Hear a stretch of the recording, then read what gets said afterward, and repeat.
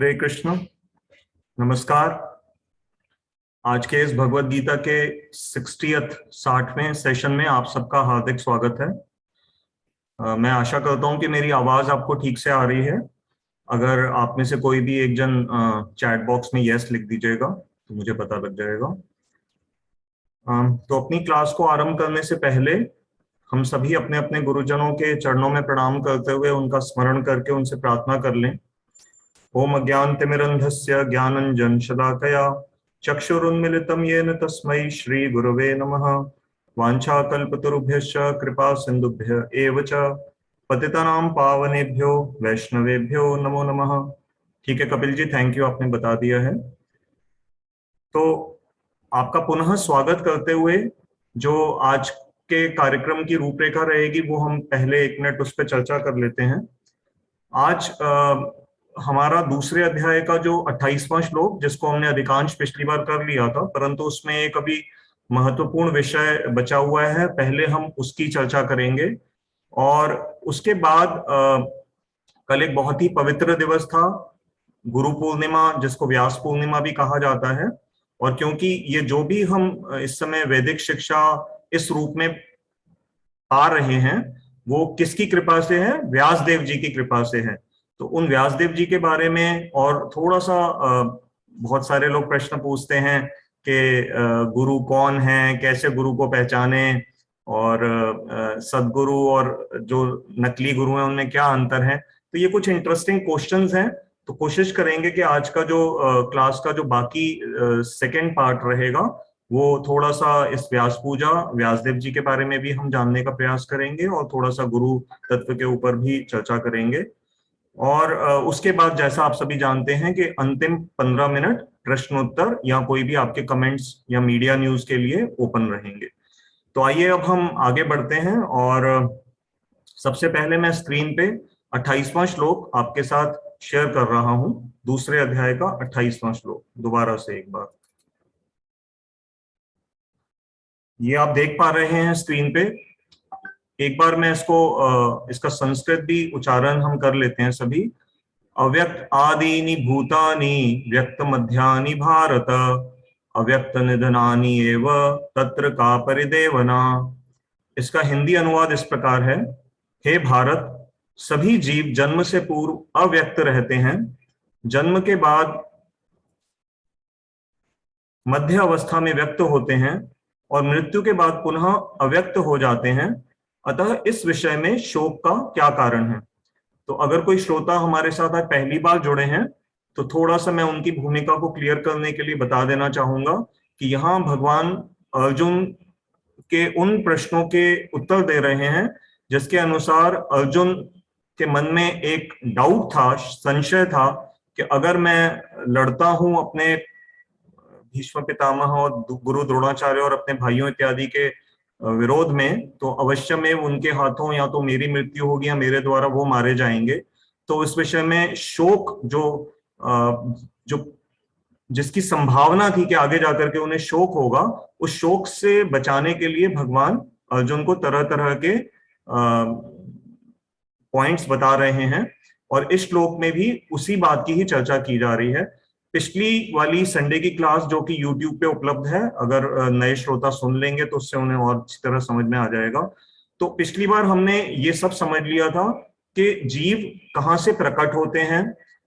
ये जो हमारे भौतिक तत्व हैं, पृथ्वी जल वायु अग्नि आकाश, इनका भी हमने समझ लिया था कि कैसे ये सूक्ष्म से ग्रॉस अवस्था में आते हैं और मध्य स्टेटस अर्थात कैसे ये सब स्थित रहते हैं, व्यक्त अर्थात देखना। तो ये बातें हम पिछली बार अपनी क्लास में कर चुके हैं। आज हमारा जो विषय जो पिछली बार का बचा हुआ है, आज हम उस पे चल रहे हैं, और वो है कि जो यहाँ पर भगवान कह रहे हैं कि मृत्यु के बाद पुनः अव्यक्त हो जाते हैं। तो इसको हमें समझना है आज कि ये जो अव्यक्त है मृत्यु के बाद क्या होता है। क्योंकि हमारा जो अनुभव है, किसी की भी जब मृत्यु होती है, भले पशु योनि हो, पक्षी योनि हो, जलचर हैं या हम मनुष्य हैं, मृत्यु के बाद शरीर तो वहीं रहता है हमारी आंखों के सामने, परंतु उस शरीर के अंदर कोई भी एक्टिविटी खत्म हो जाती है। तो ऐसा क्या होता है जो उसमें था और वो अब नहीं है? तो इस विषय पे अभी हम अधिक चर्चा करेंगे।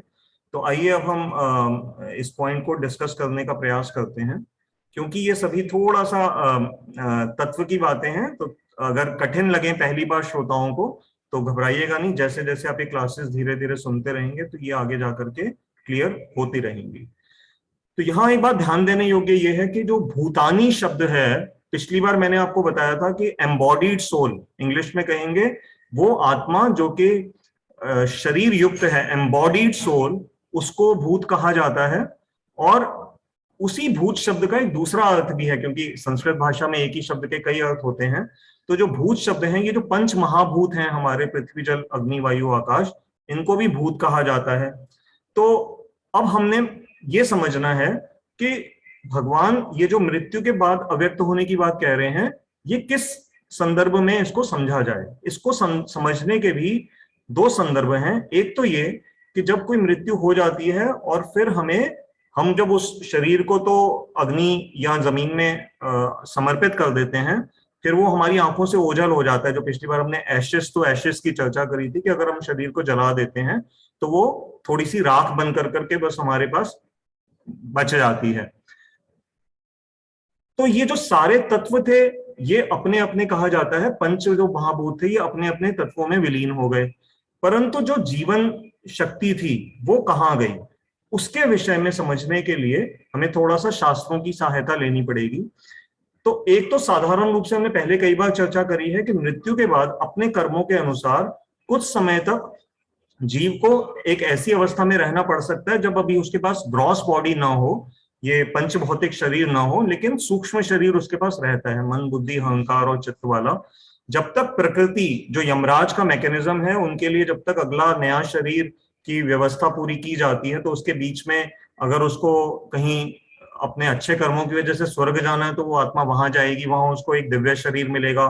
अगर उसके कुछ खराब कर्म थे तो हेलिश प्लैनेट्स जो नरक है वहां जाना पड़ सकता है, वहां उसको एक ऐसी विशेष बॉडी मिलती है जिससे कि कष्ट अधिक से अधिक वो सह सकता है। और यदि किसी ने आत्महत्या इत्यादि की है तो फिर शरीर मिलता ही नहीं है, इसी सूक्ष्म शरीर में भूख प्यास इत्यादि लगती है, वो आत्माएं तड़पती हैं, लेकिन उनके पास कोई शरीर नहीं होता और वो फिर प्रेत योनि या इस तरह की जो योनियां हैं उनमें उनको भटकना पड़ता है।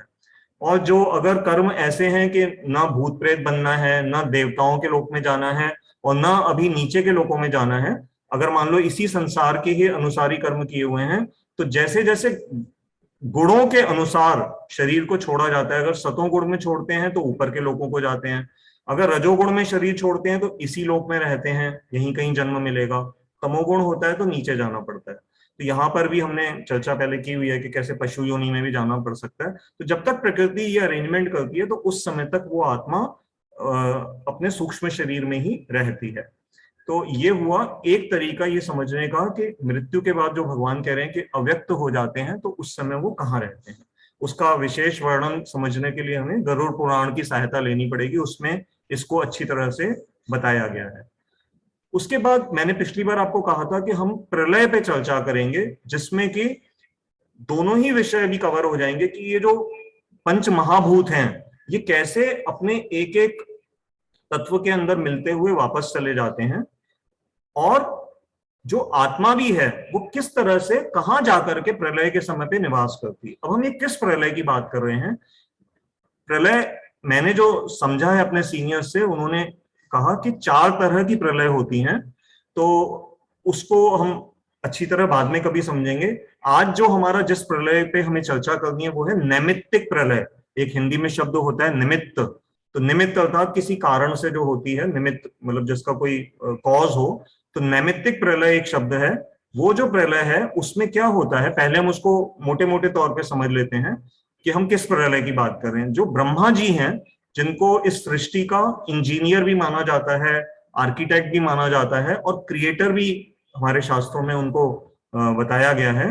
तो वो जो ब्रह्मा जी हैं उनकी आयु हमसे बहुत बड़ी है। कितनी बड़ी है?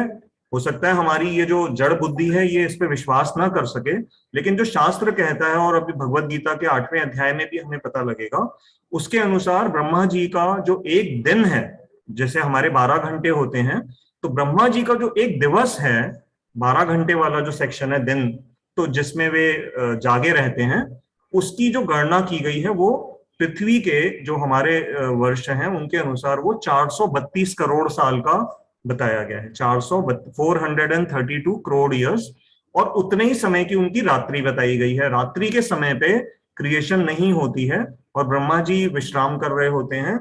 उस समय, उस दिन की समाप्ति पे, जब ये 12 घंटे समाप्त होने के बाद जो प्रलय होती है उसको नैमित्तिक प्रलय कहा जाता है, और हम उसकी चर्चा कर रहे हैं कि उस प्रलय में क्या होता है।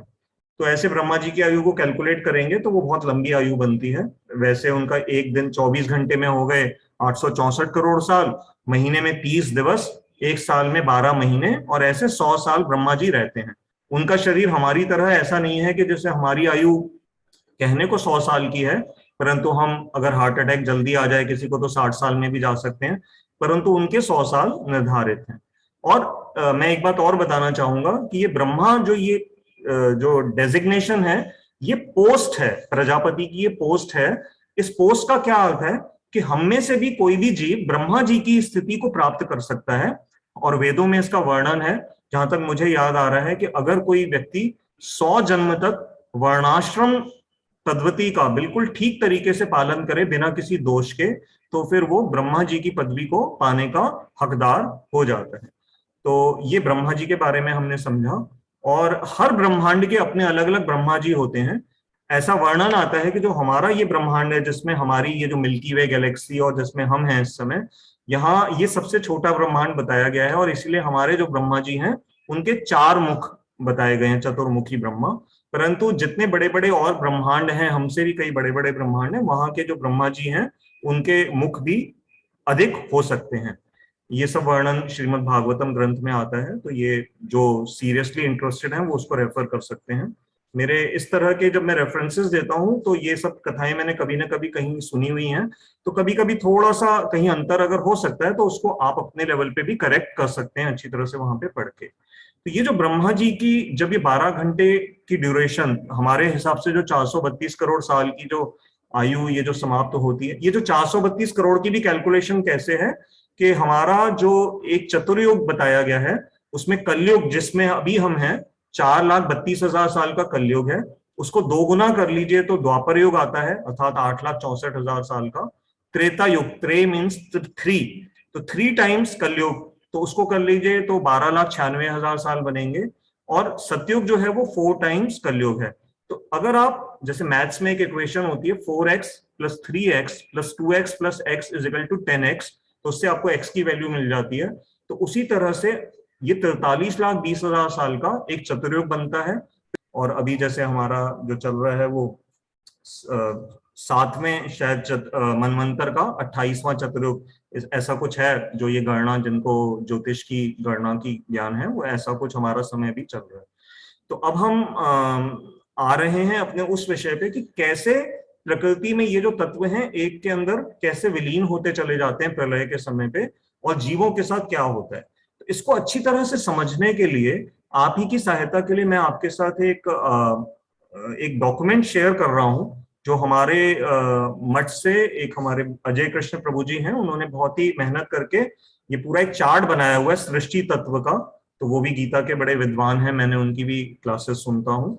तो उनका ये जो चार्ट है मैं आपके साथ शेयर कर रहा हूँ, आप देखिएगा। मैं इसको एक मिनट क्लियर वाली फाइल दिखाता हूँ आपको थोड़ी सी।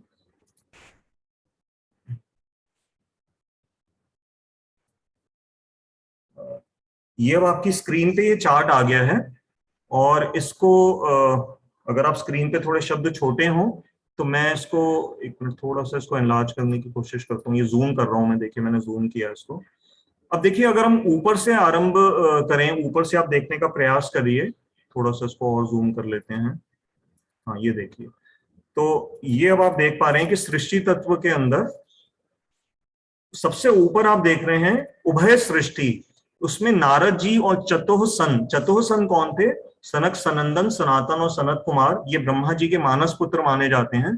परंतु जब इनकी सृष्टि की, ब्रह्मा जी ने सृष्टि को आरंभ आगे बढ़ाने के लिए, तो उन्होंने मना कर दिया। उन्होंने कहा नहीं, हम भगवान का ध्यान करेंगे, हम ब्रह्मचारी रहेंगे।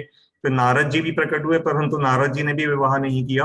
और उसके बाद जो ब्रह्मा जी के द्वारा जो फिर दूसरी सृष्टि करी गई, जो अब आप स्क्रीन पे देख पा रहे हैं, जिसको बोला गया वैराज सृष्टि, तो इसके अंदर 4 तरह के जो प्राणी हैं उनकी संरचना की गई, और उसमें सबसे पहले आप देख रहे हैं स्थावर। स्थावर मतलब आप समझ सकते हैं एक स्थान पे जो खड़े रहते हैं, स्थावर। तो उसमें नीचे लिखा नजर आ रहा है वृक्ष और पर्वत। तो ये आप देखते हैं कि जो पहाड़ हैं, वृक्ष हैं, पेड़ इत्यादि, ये एक ही जगह पे खड़े रहते हैं। तो ये स्थावर जीव हैं, इनके अंदर भी जीव होते हैं, परंतु इनको काफी समय तक एक ही स्थान पे रहना रुकना पड़ता है। उसके बाद दूसरी योनि आप देख पा रहे हैं तिर्यक। तो तिर्यक में क्या है, कीट पतंग, कीट पतंग, ये जो छोटे छोटे ये जो कीड़े मकोड़े इत्यादि हैं, पशु पक्षी, जल में रहने वाले, ये सभी तिर्यक के अंदर आ जाते हैं। उसके बाद मनुष्यों की योनियां हैं, जिसमें हम सभी लोग आते हैं, और मनु की संतान मनुष्य, और मानव भी इसलिए कहा जाता है।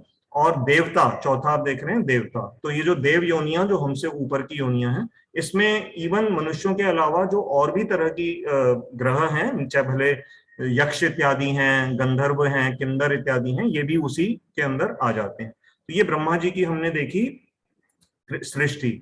अब इसके अंदर अब हमें आ रहे हैं कि ये जो भौतिक तत्व हैं ये कैसे कैसे प्रकट होते चले जाते हैं। इनके लिए हमें आना पड़ेगा माया सृष्टि। इसको क्या कहा जाता है, माया सृष्टि या भौतिक तत्वों की सृष्टि, जिस संसार में इस समय हम हैं। माया शब्द भी बड़ा इंटरेस्टिंग शब्द है। माँ, या माँ मतलब जो नहीं है, या मतलब ये। तो वास्तव में ये ऐसी है नहीं जैसी नजर आती है, लेकिन इसका अर्थ ये भी नहीं है कि ये एग्जिस्ट नहीं करती। तो जो जो ब्रह्मवादी लोग अगर इस धारणा पे चलते हैं कि संसार एग्जिस्ट ही नहीं करता, पूर्ण रूप से मिथ्या है, पिछली बार हमने मिथ्या शब्द की चर्चा करी थी, तो वहां वो थोड़ा सा इसमें अंतर है। यहाँ जो माया शब्द है, इसका अर्थ ये नहीं होता कि वो एग्जिस्ट नहीं करती। अगर हम कहेंगे कि हम एग्जिस्ट ही नहीं करते, ये संसार बिल्कुल फॉल्स है, तो फिर तो अभी मैं किसको बोल रहा हूं और आप किसको देख करके सुन रहे हैं। तो ऐसे बहुत सारे उदाहरण हैं। तो फिलहाल हम माया शब्द को हमने समझ लिया कि जो इस रूप ऐसी सच्चाई में नहीं है जैसी नजर आती है। अगर इसको क्वांटम मैकेनिक्स के साथ आप रिलेट करके देखेंगे, तो अब साइंस को भी यही परेशानी हो रही है कि एक पार्टिकल को जब कोई ऑब्जर्व करता है तो फिर वो आ जाता है उसमें अपनी स्टैंडर्ड फॉर्म में आ जाता है, और अगर उसको कोई नहीं देख रहा होता, ऑब्जर्व नहीं कर रहा होता कोई कॉन्शियस ऑब्जर्वर, तो वो वेव पैटर्न में चला जाता है।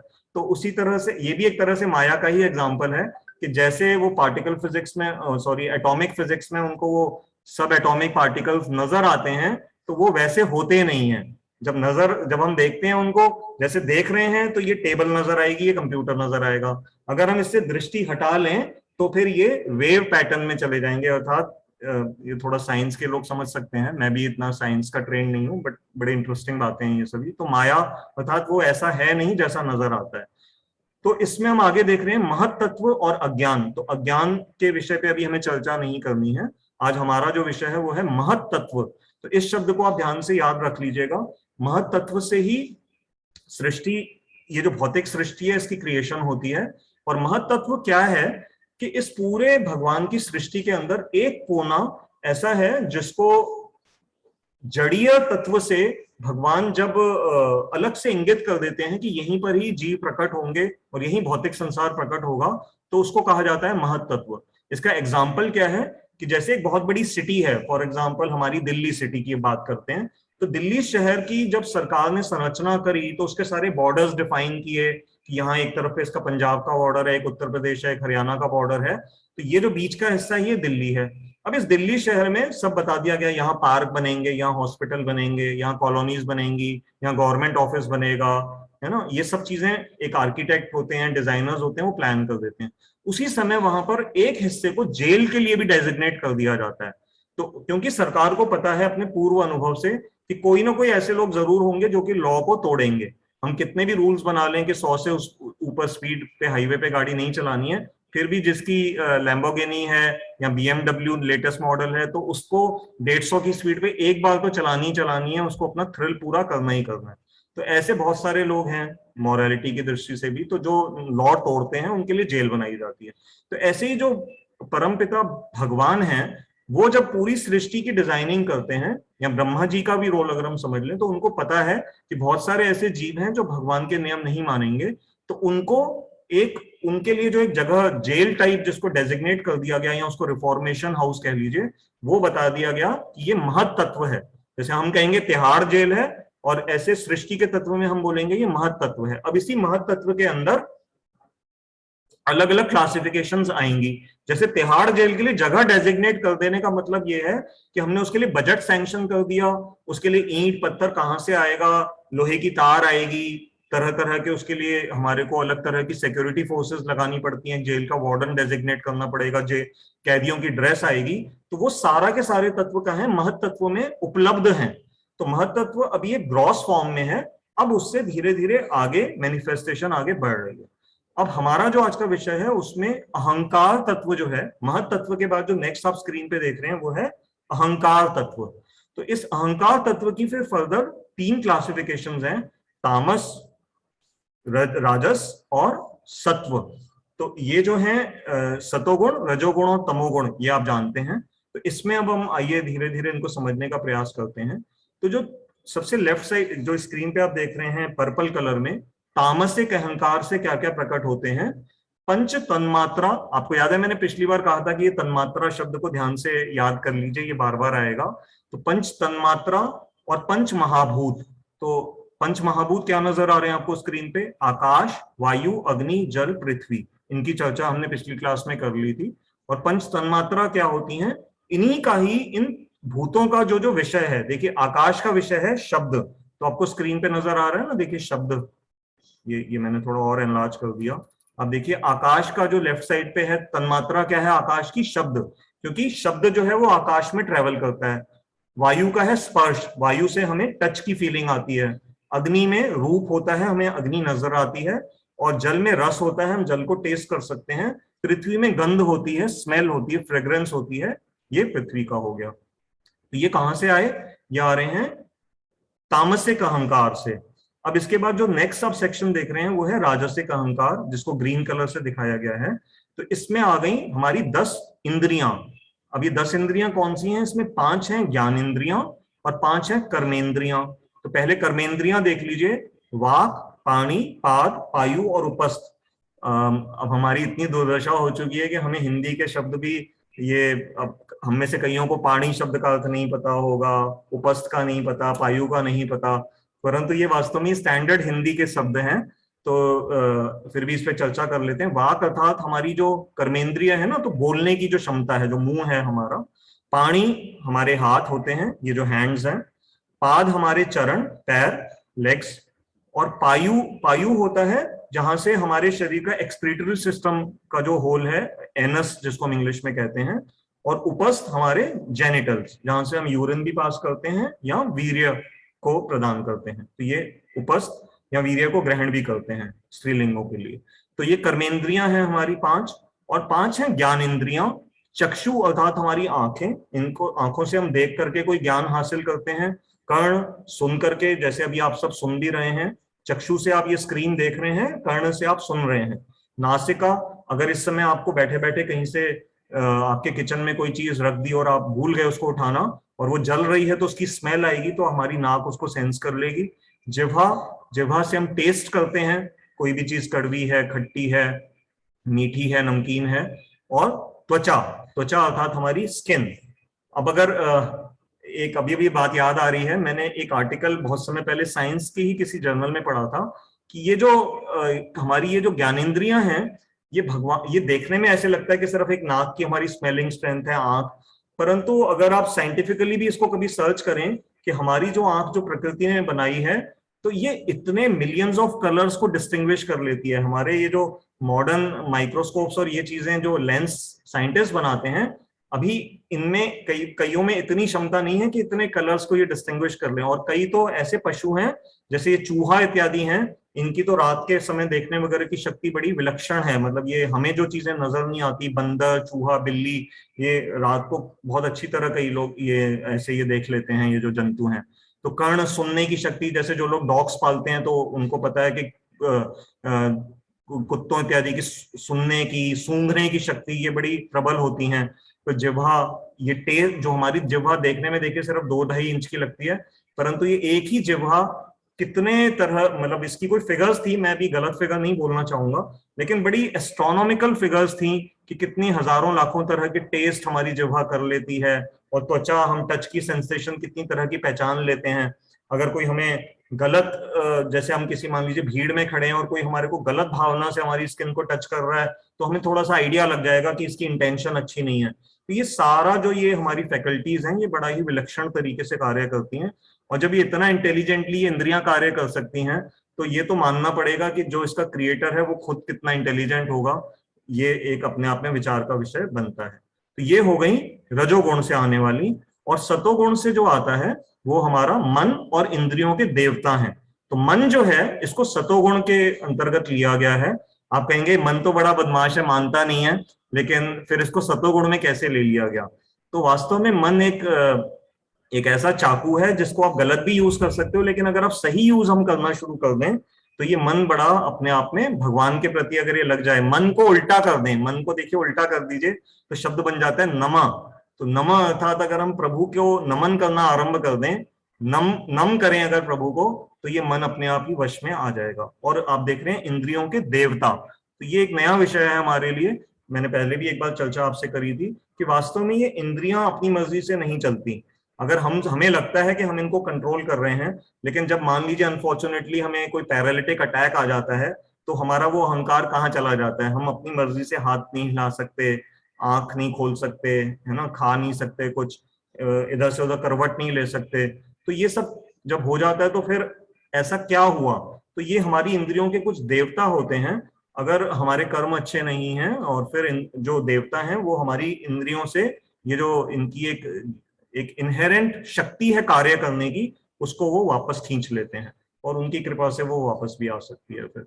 तो खैर ये हमने इसको समझा। अब हम आते हैं जो आज का विषय है कि प्रलय के समय क्या होता है। तो प्रलय के समय हमें ये समझना है कि जितने भी पंच महाभूत और ये पंच तन्मात्राएं इत्यादि हैं, ये कहाँ प्रवेश करती हैं। ये फिर प्रोसेस रिवर्स होता है, जैसे प्रकट हुई थी प्रलय के समय पे ये सारा रिवर्स प्रोसेस चलेगा। तो ये क्या है, अपने तमो गुणी अहंकार, तामसिक अहंकार में ये पंच महाभूत और पंच तन्मात्राएं प्रवेश कर जाती हैं। ये जो ज्ञानेन्द्रियां और कर्मेंद्रियां हैं, ये राजसिक अहंकार में प्रवेश कर जाते हैं। और मन जो है वो सतो, मतलब जो सात्विक अहंकार है उसमें प्रवेश कर जाता है। हाँ, एक अभी तत्व रह गया, बुद्धि। बुद्धि इस चार्ट में दिखाई नहीं गई है, तो बुद्धि मैं आपको बता दूं, बुद्धि सतोगुण से नहीं आती है। बुद्धि का जो प्राकट्य स्थल बताया गया है वो राजसिक बताया गया है। अब आप पूछ सकते हैं कि बुद्धि तो बहुत अच्छी चीज है, बुद्धि को रजस से क्यों प्रकट किया गया? रजस होता है पैशन। तो वास्तव में आप देखेंगे कि बुद्धि क्या है, अगर चोर या जो बड़े इंटेलिजेंट डाकू इत्यादि होते हैं, आजकल तो साइबर क्राइम का जमाना आ गया है, तो वो कैसे, देखिए आपको ओटीपी के माध्यम से कैसे हमें बेवकूफ बना देते हैं और हमारा धन खींच लेते हैं। तो इस सब के लिए वो लोग बड़ी बुद्धि इस्तेमाल करते हैं। तो बुद्धि जो है वो वास्तव में पैशन, कोई गलत कार्य भी करवा सकता है, क्योंकि संसार के तत्वों को भोग करने के लिए। इसलिए बुद्धि जो है वो राजसिक अहंकार से उत्पन्न बताई गई है हमारे शास्त्रों में। तो ये सभी के सभी जो इंद्रियां हैं, 10 की 10 इंद्रियां, ये फिर जाकर के रजोगुण में प्रवेश करती हैं। और ये सारा का सारा जो अहंकार, ये तीनों जाकर के फिर अपने मूल अहंकार तत्व में, जो 2 नंबर पे आप देख रहे हैं अहंकार तत्व, इसमें प्रवेश कर जाते हैं। और फिर ये अहंकार तत्व पीछे जाता है महत तत्व के अंदर, और ये तो वहां पहुंच गए। अब ये जितने भी जीव हैं, इनका क्या होता है, जो हम जैसे सोल्स हैं, अनगिनत सोल्स हैं, तो इस ब्रह्मा जी की रात के समय पे, क्योंकि क्रिएशन का समय स्टॉप हो जाता है, मतलब अब उस समय जैसे हम लोग रात को अपने अपने घरों में सो जाते हैं, और उस समय हम कोई ऑफिस इत्यादि के कार्य नहीं करते, मतलब सब अपने अपने घरों में सो गए, एज्यूमिंग द आइडियल स्टेट के सारा समाज रात के समय सो रहा है। आजकल तो लोग रात को भी बहुत जागते हैं, तो रात को अगर हम सो जाते हैं, ऐसे ही ये सभी जो जीव हैं, तो ब्रह्मा जी इन सबको इकट्ठा करके अपने अपने सूक्ष्म शरीर के अंदर, ये सभी के सभी जीव जो हैं, ये ब्रह्मा जी के ही इंटरनल सूक्ष्म शरीर में, ब्रह्मा जी को प्रजापति भी कुछ जगह पे कहा गया है, ये अगले किसी श्लोकों में हम समझेंगे। तो वहां पर उनके सूक्ष्म शरीर में ये सभी के सभी जीव उस समय विश्राम करते हैं, और ब्रह्मा जी भी विश्राम करते हैं। फिर जब ब्रह्मा जी की वो रात पूरी हो जाती है, अर्थात दोबारा से 432 करोड़ साल पूरे हो जाते हैं हमारी गणना के अनुसार, फिर से दोबारा सुबह का समय आता है, और फिर से जीवों को प्रकट किया जाता है।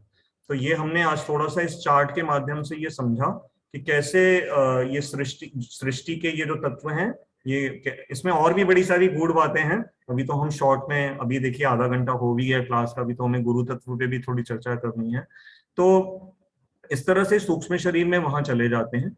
एक इंपॉर्टेंट बात छोटी सी बताना चाहूंगा कि जो हमारे वैदिक सनातन प्रकृति सिस्टम में, तो जैसे हम शरीर को अग्नि को समर्पित कर देते हैं, परंतु कुछ ऐसे फेथ्स हैं जिनमें कि शरीर को दफना दिया जाता है।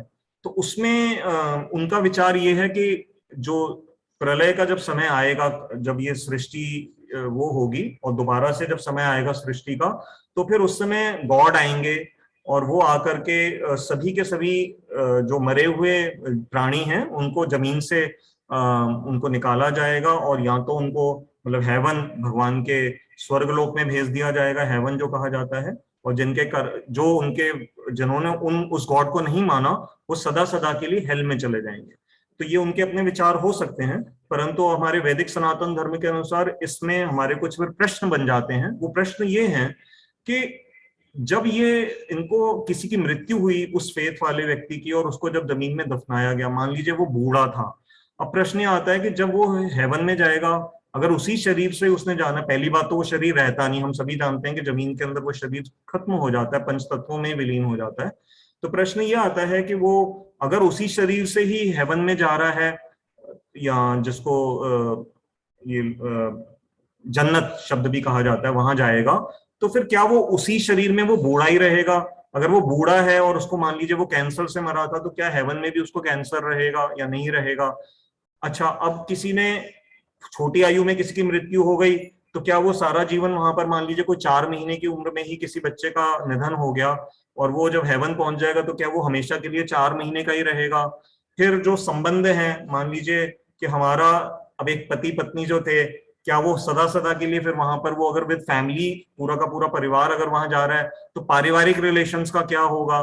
फिर जो हमसे 100 200 साल पहले जो हमारे पूर्वज संसार को छोड़ करके चले गए, उनसे हमारा क्या संबंध होगा?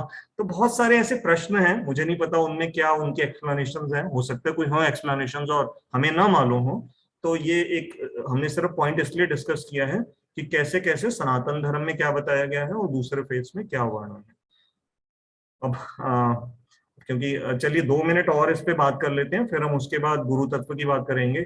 एक इसी से ही मिलता जुलता जो श्लोक है अव्यक्त कॉन्सेप्ट के ऊपर, वो है 8वें अध्याय का 18वां श्लोक। तो वो मैं आपको 1 मिनट के लिए स्क्रीन पे दिखाता हूं।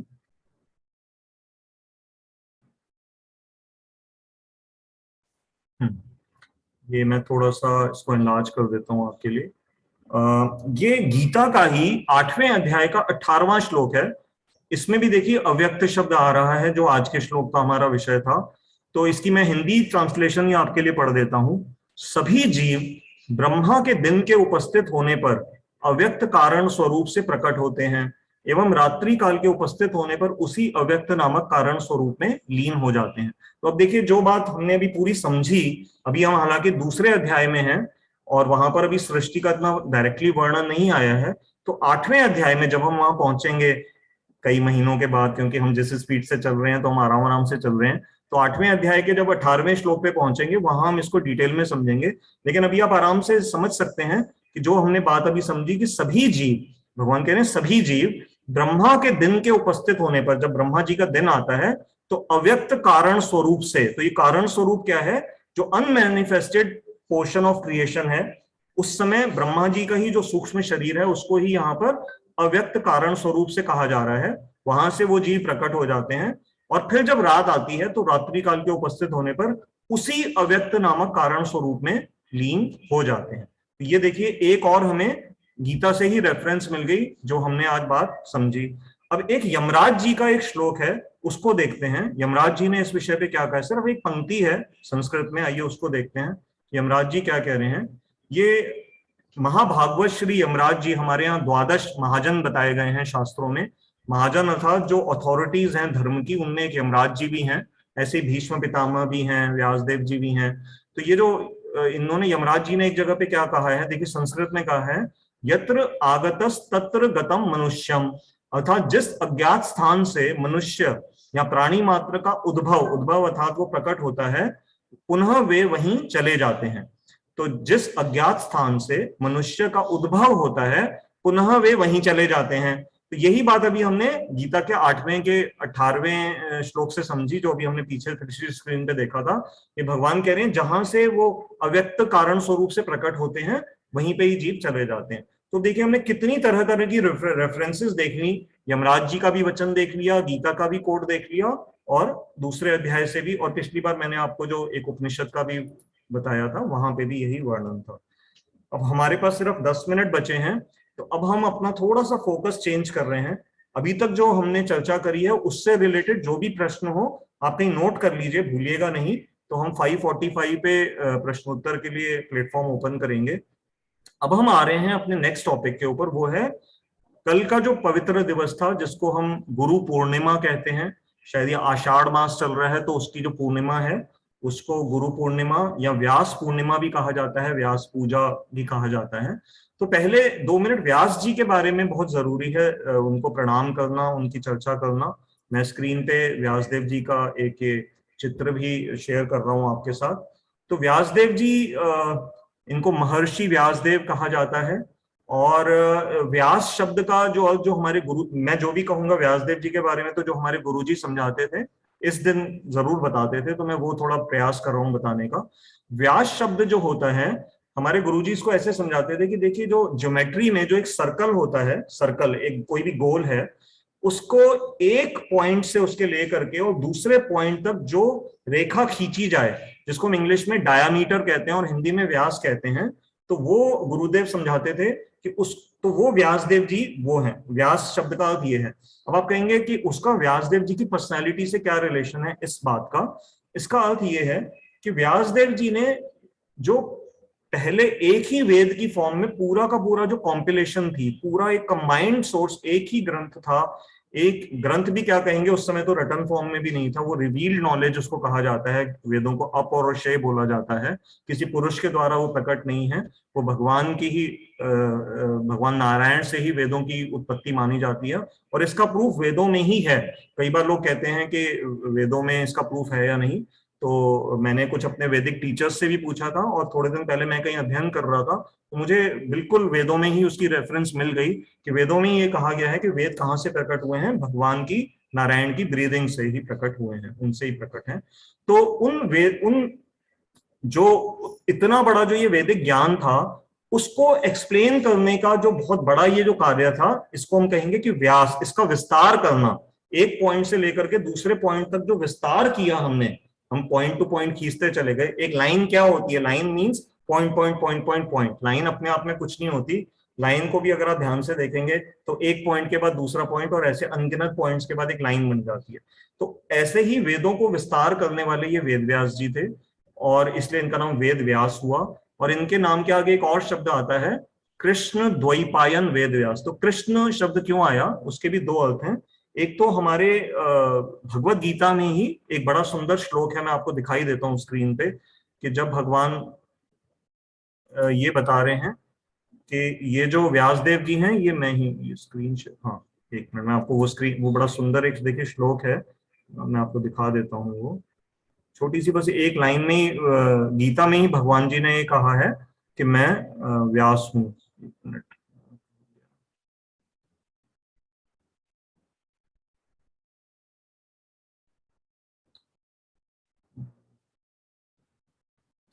अच्छा मुझे अभी स्क्रीन पे नजर नहीं आ रहा, एक मिनट रुकिएगा जरा, देख लूँ अगर नजर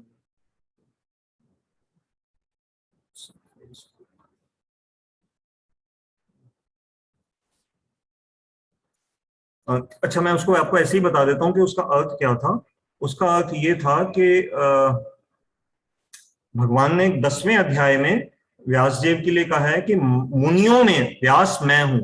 तो 10वें अध्याय में भगवान ने अपनी विभूतियों का वर्णन किया है कि जैसे मैं जल में रस हूं, चंद्रमा में प्रभा हूं, सूर्य में उसका तेज हूं। तो ऐसे व्यासदेव जी के बारे में भगवान ने कहा कि मुनियों में व्यास मैं हूं। तो हमें समझना होगा कि जो व्यासदेव जी हैं ये भगवान के ही एक शक्त्यावेश अवतार, अवतारों की जब हम आगे कभी चर्चा करेंगे, कई तरह के अवतार होते हैं, लीला अवतार, युग अवतार। तो ऐसे एक शक्त्यावेश अवतार होते हैं जिसमें किसी जीव में जब भगवान शक्ति का आवेश कर देते हैं तो वो शक्त्यावेश अवतार होते हैं। तो व्यासदेव जी का ऐसे वर्णन आता है। और ये व्यासदेव जी ने ही जैसे एक वेद को चारों भागों में विभाजित किया, फिर उपनिषद, फिर इनको और अच्छी तरह समझाने के लिए वेदांत सूत्र, सूत्र कहते हैं छोटे छोटे फॉर्मूला में जब एक्सप्रेस किया जाता है, तो वेदांत सूत्र जिसका पहला पहला बड़ा प्रमुख महत्वपूर्ण सूत्र है अथातो ब्रह्म जिज्ञासा, कि मनुष्य जीवन मिला है तो ब्रह्म के विषय में जिज्ञासा करो। ये वेदांत सूत्र भी व्यासदेव जी के द्वारा रचा गया। और जब उन्होंने देखा कि ये कलयुग आ रहा है और लोग इसको अच्छी तरह नहीं समझ पाएंगे, तो उन्होंने पुराण सारे प्रस्तुत किए। पुराणों में पिछले पिछले युगों की भी जो कथाएं हुई हैं, पुराणों को माइथोलॉजी कहना ठीक नहीं है, जैसा आजकल एक फैशन बन गया है कि सभी उसको माइथोलॉजी कह करके, माइथोलॉजी से उनका अर्थ ये होता है सिर्फ स्टोरीज। वैसे माइथोलॉजी, मिथ वर्ड के और भी कई अच्छे अर्थ भी हैं अब आजकल, परंतु जनरल पब्लिक कई बार उसमें इतना डीप नहीं समझ पाती। तो हम माइथोलॉजी वर्ड ना यूज करें, हमें ये समझना होगा कि पुराण शब्द का अर्थ क्या है। पुराण मीन्स कि जो प्राचीन होते हुए भी नवीन है, पुराना है लेकिन फिर भी नया है, परंतु असत्य नहीं है। तो कई पिछले पिछले युगों में भी, क्योंकि ये सृष्टि साइकिल की तरह चल रही है, तो भगवान राम सिर्फ ऐसा ही नहीं है कि त्रेता युग में एक ही बार आए हैं, या भगवान कृष्ण द्वापर युग में एक ही बार आए हैं, ऐसा नहीं है।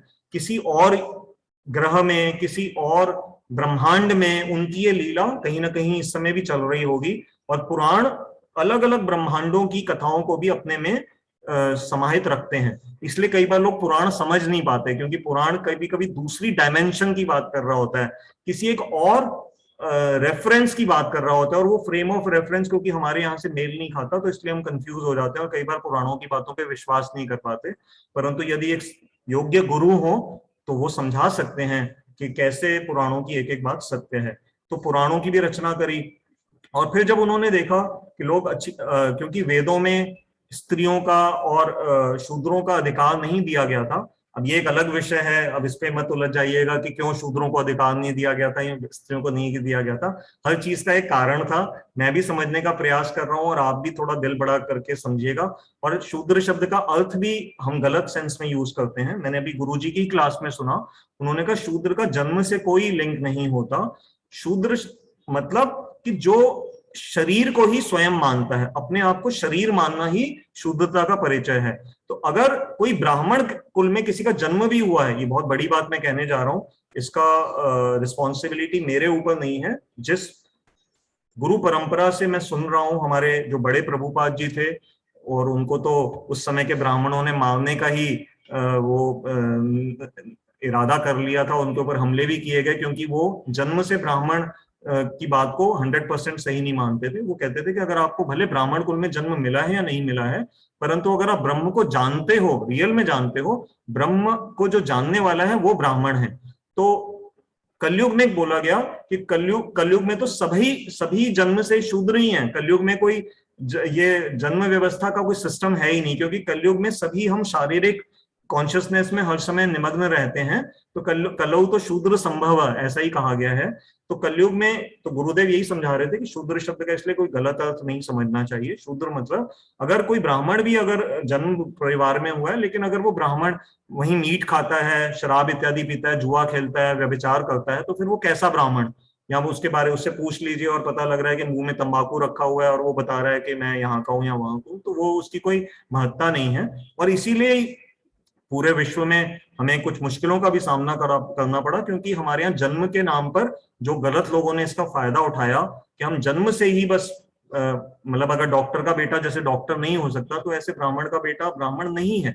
हाँ, उसको कुछ फैसिलिटी है, अगर वो सही रूप से समझे तो उसको अच्छी फैसिलिटी, जैसे आजकल फिल्म स्टार्स के बच्चे ही सब फिल्म इंडस्ट्री में आ जाते हैं, क्योंकि उनको फैसिलिटी मिलती है।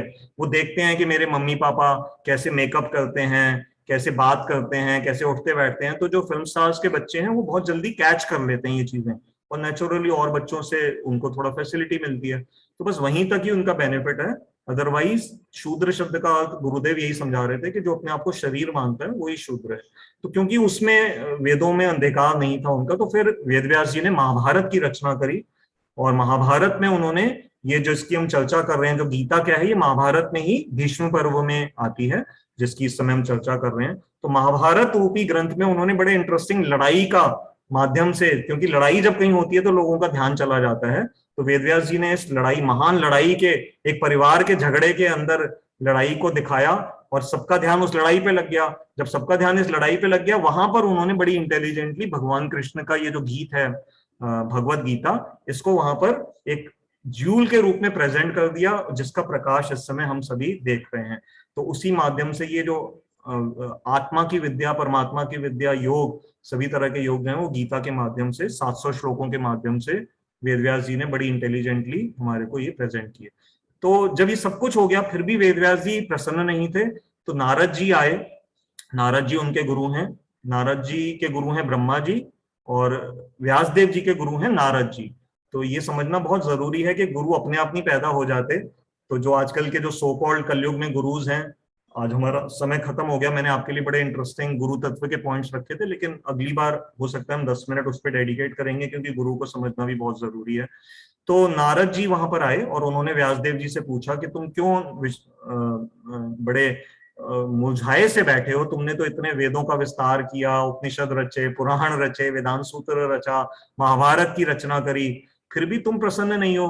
तो उन्होंने कहा मैं प्रसन्न नहीं हूं और मुझे इसका कारण समझ नहीं आ रहा, आप कृपा करके मुझे बताइए। फिर नारद जी ने अपनी दिव्य दृष्टि से उन्हें बताया कि तुमने जैसे पुराणों की रचना करी, तो जब शिव पुराण रचा तो तुमने वहां पर शिव जी को सुप्रीम दिखाया, तुमने कहीं वायु पुराण रचा तो वहां उनकी वो कर दी। तो तुमने जनता को ना अभी तक मोहित रखा हुआ है। तुमने परम सत्य को प्योरिटी में बिल्कुल क्लियरली अभी तक नहीं कहीं डिफाइन नहीं किया है, उसको प्रॉपरली एग्जिबिट नहीं किया है। तो तुम मेरी गाइडेंस में अब दोबारा से इस विषय पे मनन करो। फिर व्यासदेव जी ने नारद जी के कहे अनुसार वो अपना ध्यान लगाया, और उनके हृदय में जब ये भगवान की सारी लीलाएं प्रकट हुई, समाधि भाषा, हमारे गुरुदेव कहते थे कि जो भागवतम है, भागवत पुराण है, ये समाधि भाषा, समाधि भाषा मतलब ये सिर्फ एक लिखी नहीं गई है, ये व्यासदेव जी ने जो जो अपने हृदय में भगवान की लीलाओं का दर्शन किया अपनी पूर्ण सिद्धि की अवस्था में, वो ये भागवत पुराण के रूप में वर्णन आता है, जो 18,000 श्लोकों का भागवत पुराण, जिसको हम श्रीमद् भागवतम ग्रंथ भी कहते हैं। उसमें 12 स्कंद हैं, इंग्लिश में कहते हैं कैंटो और हिंदी में कहते हैं स्कंध। स्कंद शब्द एक अलग है, उसमें द है, दारू वाला द, तो वो स्कंद पुराण एक अलग है। और स्कंद जब हम बोलते हैं तो ध मतलब धरती वाला ध। तो ये जो 12 स्कंद वाला भागवत पुराण है, इसकी फिर उन्होंने प्रस्तुति करी, और उसके बाद फिर व्यासदेव जी को परम शांति और भगवान की भक्ति का सुख अनुभव हुआ, आनंद का अनुभव हुआ। और फिर इस तरह से गुरु की महिमा हमने व्यासदेव जी से ही देखी कि कैसे व्यासदेव जी को भी जब परेशानी आई तो उनके गुरु नारद जी ने आकर के उनकी सहायता करी। तो इसलिए हमने थोड़ा सा गुरु को, व्यासदेव जी को टच भी कर लिया। अब हमारा समय हो गया है, आई हैव एक्सीडेड 3 मिनट्स, तो मैं अब यहाँ पर अपने आप को रोक रहा हूँ। आपके कोई भी कमेंट्स हो, कोई भी बात आप शेयर करना चाहें, प्लीज मोस्ट वेलकम। और कोई क्वेश्चंस हो तो मैं प्रयास करूंगा, उसको भी हम ले सकते हैं। जो फेसबुक पे अगर श्रोता सुन रहे हैं, हम फेसबुक को डायरेक्टली देख नहीं पाते हैं इस समय, तो आप मुझे व्हाट्सएप पे क्वेश्चंस दे दीजिए, मैं यहाँ से देख सकता हूँ। जी, अगर कोई भी प्रश्न है तो आप अपना हैंड रेस कर सकते हैं या फिर चैट बॉक्स में लिख दीजिए। और अगर आपके कोई प्रश्न नहीं आएंगे तो फिर मेरे पास तो गुरु तत्व का भी आज टॉपिक है, कुछ और स्लाइड्स भी हैं, मैं वो आपको तब तक दिखा सकता हूँ।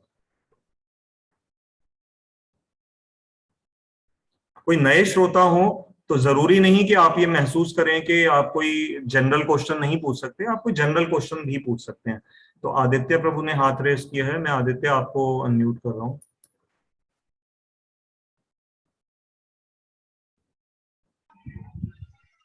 हरे कृष्णा प्रभु जी। एक मिनट आदित्य, एक सेकंड रुकना मेरे को।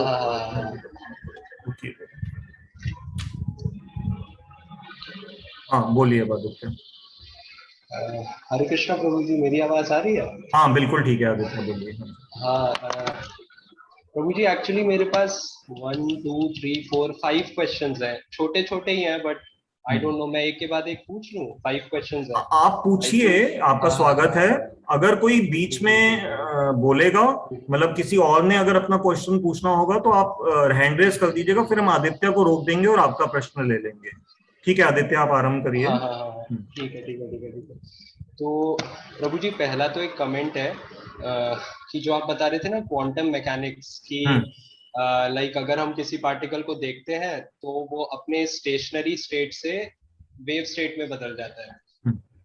तो इससे साइंटिस्ट एक्चुअली ये प्रूव कर रहे हैं, जो कि उन्हें अभी पता लग रहा है, बट हमारे वैदिक कल्चर में हमें पहले से ही पता है, कि कॉन्शियसनेस से भी एक इफेक्ट होता है मटेरियल वर्ल्ड पे। हम्म। मतलब कि अगर कोई कोई कॉन्शियसनेस किसी पार्टिकल को देखे तो फिर उसका स्टेट चेंज हो जाता है, from stationary state to wave state and then back to stationary state. तो ये एक कॉन्शियसनेस का इफेक्ट है।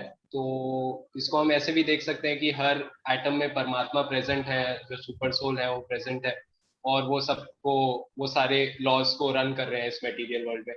तो ये तो मेरा एक कमेंट था प्रभु जी। इस कमेंट और में आदित्य बस हाँ एक हाँ चीज हाँ ऐड कर रहा हूं जो पब्लिक को हाँ सुन के हाँ अच्छा हाँ हाँ। लगेगा, कि यस आइंस्टाइन ने प्रभु जी। एक बहुत अच्छी फेमस सेइंग है, क्योंकि आइंस्टाइन के लिए क्वांटम मैकेनिक्स को समझना एक बहुत बड़ा चैलेंज था, और उन्होंने एक स्टेटमेंट दी थी जब उनको ये क्वांटम मैकेनिक्स की प्रेजेंटेशंस दी गई कि इसमें ऐसा होता है कि देखने से स्टेट चेंज हो जाती है। तो आइंस्टाइन ने एक रिमार्क किया, और बड़ा फेमस रिमार्क है, कि does it mean that the moon does not exist when I am not seeing at it, looking at it. मतलब अगर मैं चांद को देख नहीं रहा हूं तो इसका मतलब क्या चांद एग्जिस्ट नहीं करता? तो आइंस्टाइन ने एक सरकास्टिक रिमार्क ऐसा बताया जाता है राइट कि राइट दिया था राइट। इसी स्टेट से। ठीक है आदित्य, अब आगे चलिए। जी। हाँ, और एक फिलोसॉफिकल क्वेश्चन भी है प्रभु जी की, if a tree falls in a forest and no one is there to hear it, does it still make a sound? या तो हाँ, राइट। तो यही है कॉन्शियसनेस पे।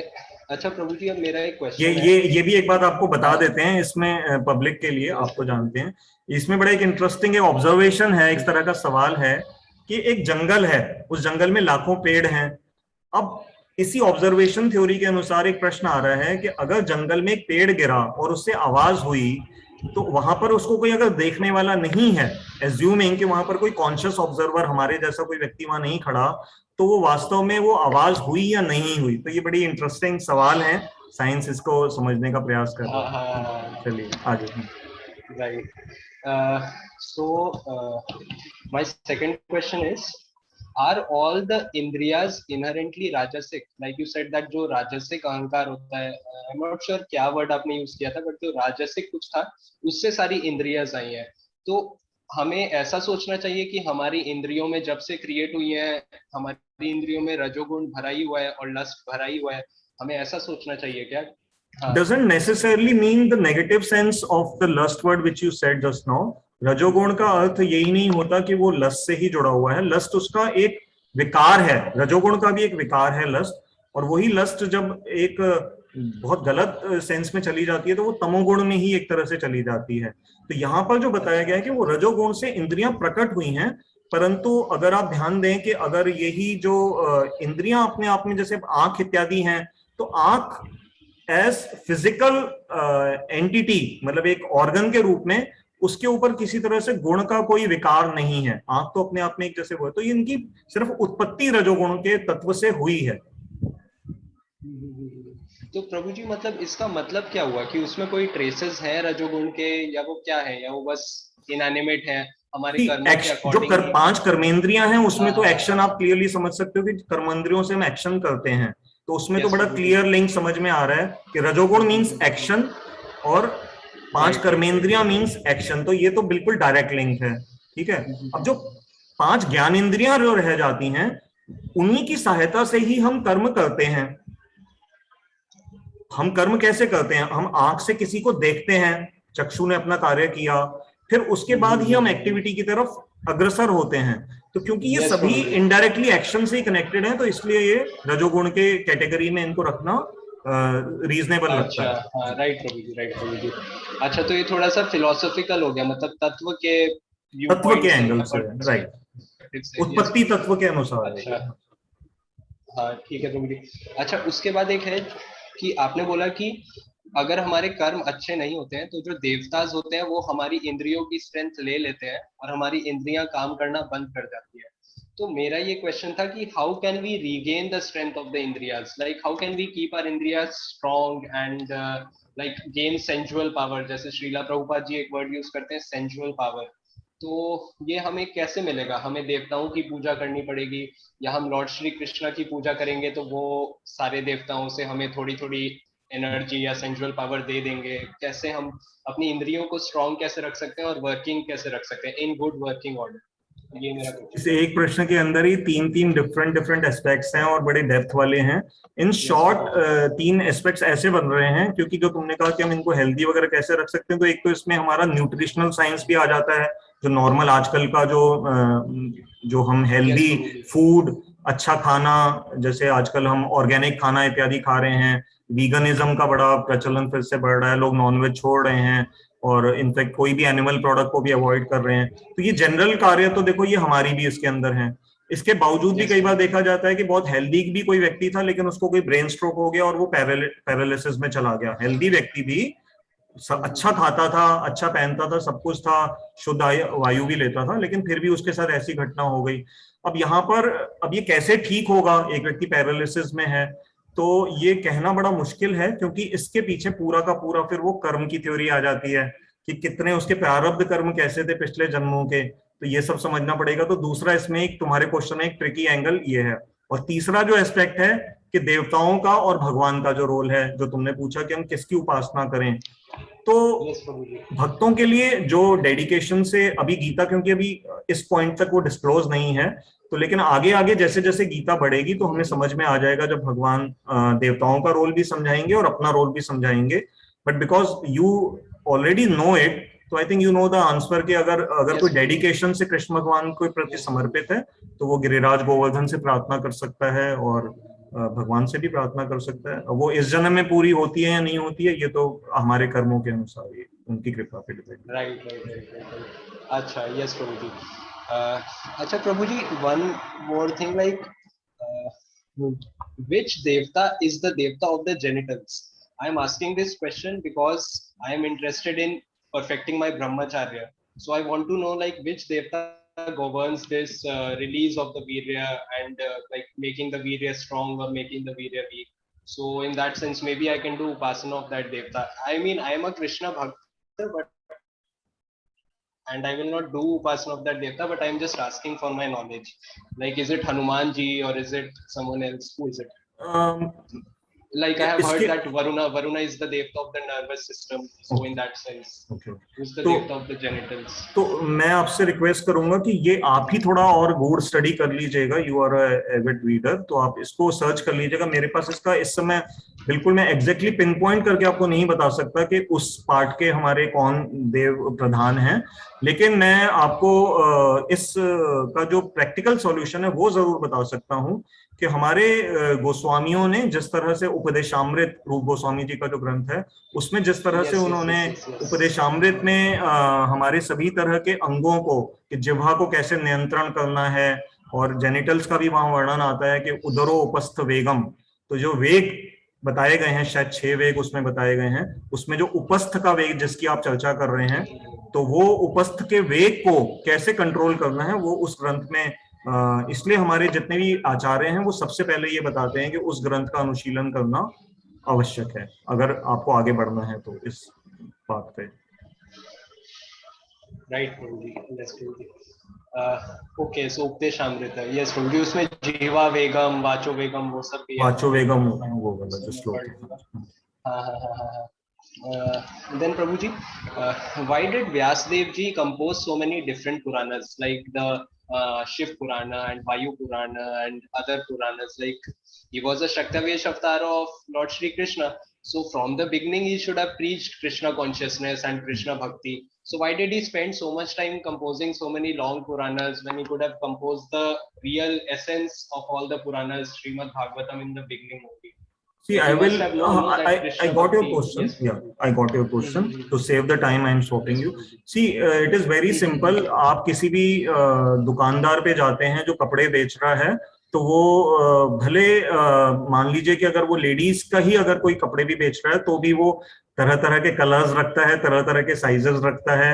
उसी तरह से जब हम अपने घरों में, मान लीजिए हमारी फैमिली के अंदर, जब हमारी मदर हमारे लिए खाना बनाती हैं, तो वो एक बच्चे की टेस्ट जानती हैं और दूसरा बच्चा, मान लीजिए कि वो उसको अब जैसे मेरी अपनी 2 डॉटर्स हैं, एक डॉटर जो छोटी है उसको थोड़ा तीखी चीजें खाने का बड़ा शौक है और बड़ी बिटिया को नहीं, तो जो मेरी वाइफ हैं वो उनके लिए दोनों तरह से थोड़ा सा डिफरेंट चीजें कई बार बनाती हैं। तो ये एक बड़ा मैंने आपको सिंपल सा उदाहरण दिया कि भगवान की सृष्टि में जो जीव हैं ये 3 गुणों के अनुसार अलग अलग प्रभाव में हैं।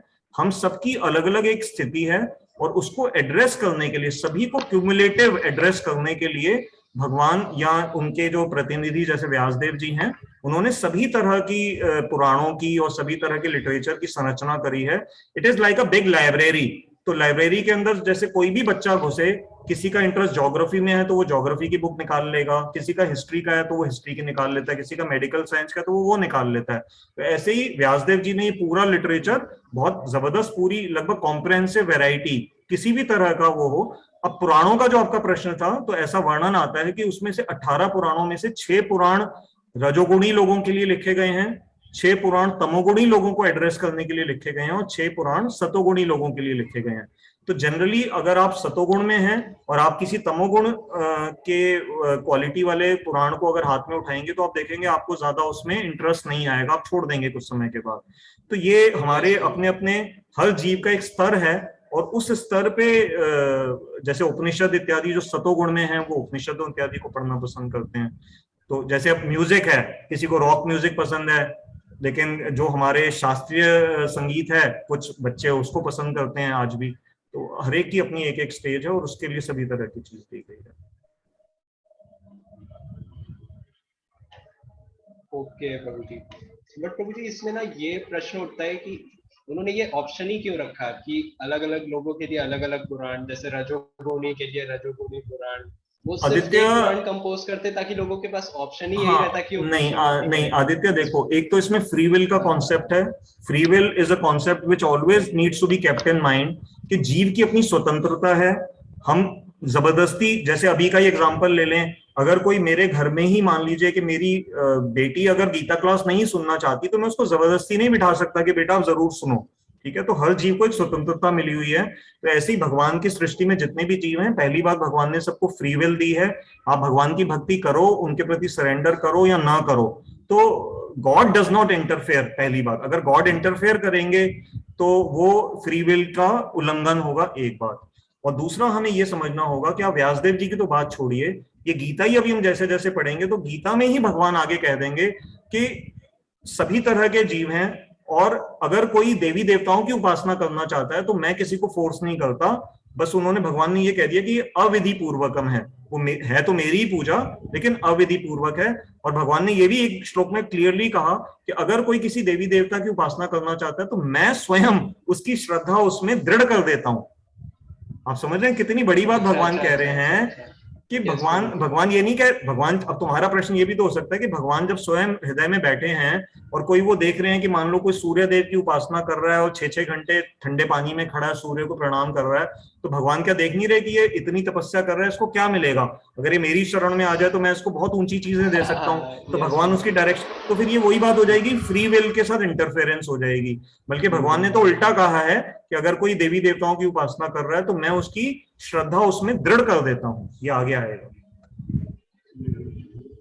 हाँ मतलब ठीक है प्रभु जी, आपका आंसर मैं समझ गया। बस मेरा एक यही कमेंट है कि इससे बहुत सारे लोग मिसगाइड हो जाते हैं क्योंकि दे थिंक कि अच्छा शिव पुराण एग्जिस्ट, नो, तो अगर शिव जी भगवान नहीं है तो why does Shiv Puran exist, you must be God, that is why it exist. तो बहुत लोग मिसगाइड हो जाते हैं। There is a difference, that does not mean कि सी, जब अब एक जेल बनाई जाती है, एक मिनिस्ट्री दे दी गई, और मान लीजिए एक इलेक्ट्रिक मिनिस्ट्री है, एक वाटर मिनिस्ट्री है, एक होम मिनिस्ट्री है, तो हर मिनिस्टर को एक पावर दी गई है और उस मिनिस्टर की जो बुकलेट है जिसमें मान लीजिए होम मिनिस्टर की पावर्स को डिफाइन किया गया, जिसमें इलेक्ट्रिसिटी मिनिस्टर, पावर मिनिस्टर की, फाइनेंस मिनिस्टर की पावर्स को डिफाइन किया गया। हर मिनिस्ट्री की अपनी अपनी एक कोड बुक है। तो उसी तरह से ये जो पुराण है भगवान की सृष्टि के एक एक मिनिस्ट्री के, समझ लीजिए जो जो मिनिस्टर्स हैं उनके लिए कोड बुक है।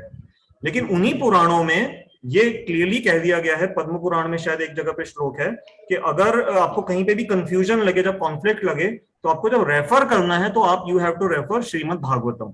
तो भागवतम इज निर्मल पुराण, मतलब वो उसमें किसी तरह का ऐसा कोई वो नहीं है, छुपाई नहीं गई है बात। भागवत जो बात बोलती है वो बिल्कुल एग्जैक्ट बोलती है और भागवत ने क्लियरली डिक्लेयर किया है एते चांच कला पुंसः कृष्णस्तु भगवान स्वयं। तो इसलिए भागवत जो है वहां पर उसकी अथॉरिटी को लिया जाता है।